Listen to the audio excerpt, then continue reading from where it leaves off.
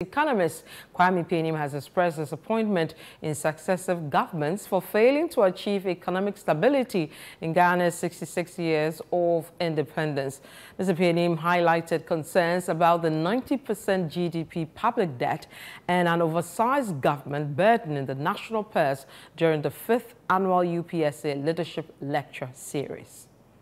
The UPSA Leadership Lecture Series, launched in 2017 to engage the public and influence policy decisions, hosts distinguished speakers addressing critical global and national issues. Previous speakers include Dr. Muhammad Ibn Chambers, former President John Ejekum Kufuor, Asantehene Otumfuo Osei II, and Cardinal Peter Kojo Appiah-Texan. This year's theme, Reimagining Ghana's Development Trajectory for a Peaceful and Prosperous Nation by 2057, featured economist Kwame Penim offering a critical assessment of Ghana's economic landscape. Expressing disappointment, Penim emphasized the persistent challenges of lacking macroeconomic and political stability, hindering economic progress over 6 decades. He specifically pointed out the weight of a 90% GDP public debt and an oversized government on the national finances. To say, let's project the population of Ghana.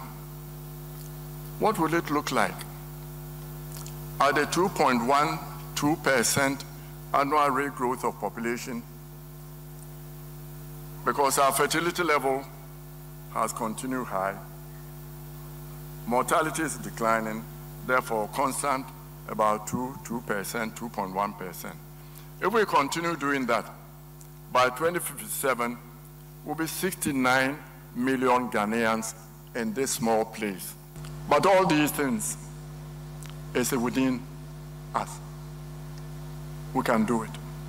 If you file your ex gratia application, the algorithms will say the Constitution did not qualify you. And even though Jubilee House has added you, it won't pay you. You are not part of it. And if you file it and the algorithm says that you are an MP, you superintended over budgetary deficits, you are incompetent, you don't deserve ex gratia, you will not be paid. Penim underscored the need to revitalize the private sector and called for active private sector involvement in managing the state enterprises. He highlighted the pivotal role of the private sector in business and national development. He also advocated for a sovereign guarantee to incentivize entrepreneurial investment, contributing to economic growth. Then how do we finance them?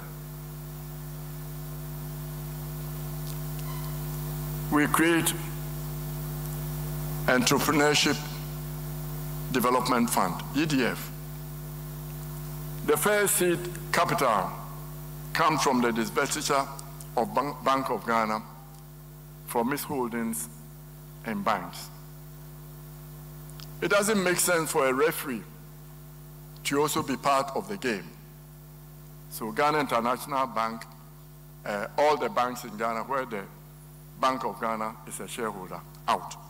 We sell them. So we are able to finance our people to do what we want them to do. This address emphasized the urgency for economic reforms and a strategic focus on sustainable development for Ghana's future prosperity.